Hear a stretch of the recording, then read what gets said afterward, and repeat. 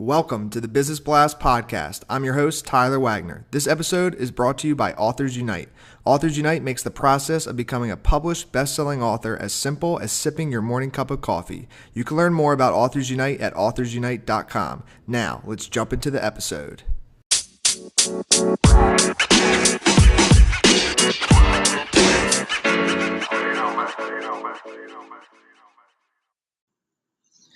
All right, everyone. Welcome back to another episode of the Business Blast podcast. I'm your host, Tyler Wagner. Today, I have Sam Evans with us. He is a senior at Penn State Altoona and owner of a junk removal company based in Harrisburg, Pennsylvania. So welcome to the show, man.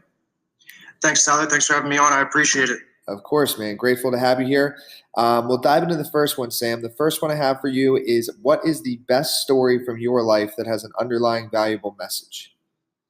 So when I was about probably 8 or 9 years old, I had just gotten an Xbox. I had saved up all my money, bought an Xbox, but didn't have a TV.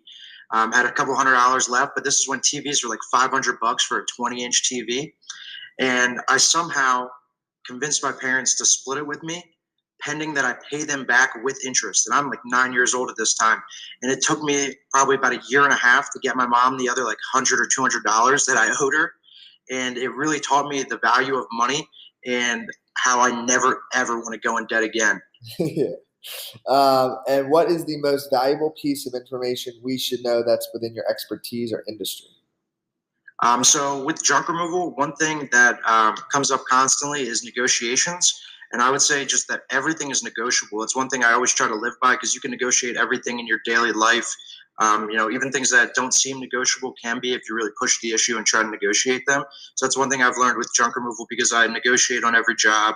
I'm always negotiating prices with people, stuff like that. So I'd say everything is negotiable. Yes, man. And if you don't mind, I'd just love to dive a little deeper. Like, how did you start? Because, you're still in college. So, like, can you tell us a little bit more about your company, how you started it?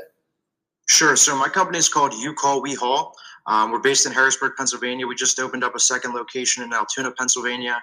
And I started it right after the summer of, or going into the summer of right after my freshman year of college. So I read a book about it called The Effortless Entrepreneur by the guys who started College Hunks Hauling Junk. If you're familiar with them, they were one of the fastest growing franchises in America a few years ago across any industry.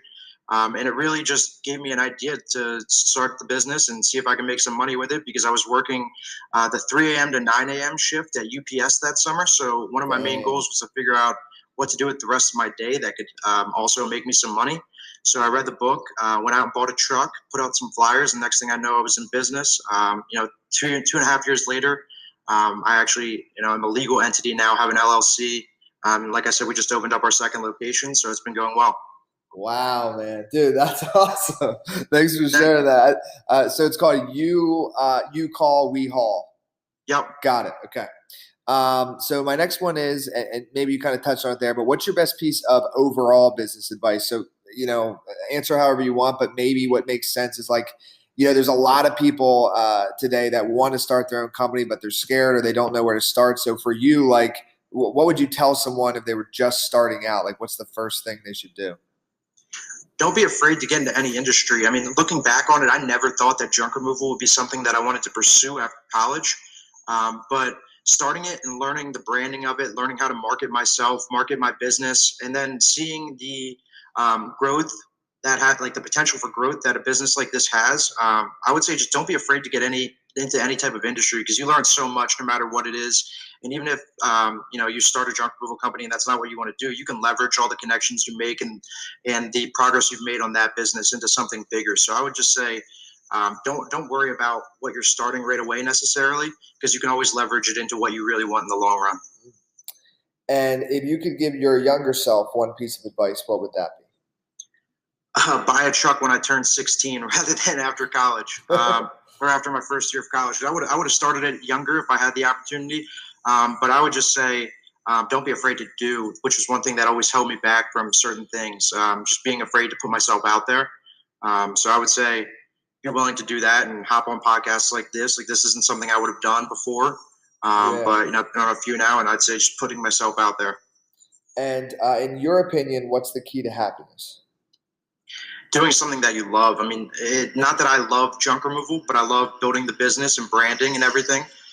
So I would say just finding something that you enjoy doing, because once you're happy, that's how you can provide happiness to others as well. And what is the best book that you've read, and what was the number one thing you learned from that? So I read a book recently called Living with a SEAL by Jesse Itzler. He invited David Goggins, who's widely known as the toughest man in the world, to live with him for a month and put him through a training regimen, kind of just to kick him out of his rut that he was in. And the one thing I learned from it that has really stuck with me is that the only limits that we put on ourselves are all mental. I mean, you can push way past your limits. If you think that you're done at 40%, you can really go up another 60% and get to 100%. So that's one of the things that really stuck with me, just that the mental limitations we put on ourselves are very constraining, and they don't need to be. And what is your favorite quote and why? I really don't have a favorite quote, but something I always try to think about is Steve Jobs saying that the people that are crazy enough to think they can change the world are the ones who do, because I see that all the time with entrepreneurs and people I know. Even if you're changing the world on a very small basis, it's the people that actually go out and try to do something that actually end up doing it and change the world. Yeah, man, love it. Dude, thank you so much for coming on. Your story is very cool, and still a lot more to go. The last question I have for you before we let you go is, where's the best place for people to find and connect with you online? For my business, you can go on my website, youcallwehall.com, or follow us on Facebook, facebook.com/youcallwehallpa. And if you want to get in contact with me personally, if you go on LinkedIn, search Sam Evans IV, Sam Evans IV. I should be the only one on there. Perfect, man. Thanks again for jumping on. Absolutely. I appreciate it. It was fun. The podcast you just heard was published with Anchor.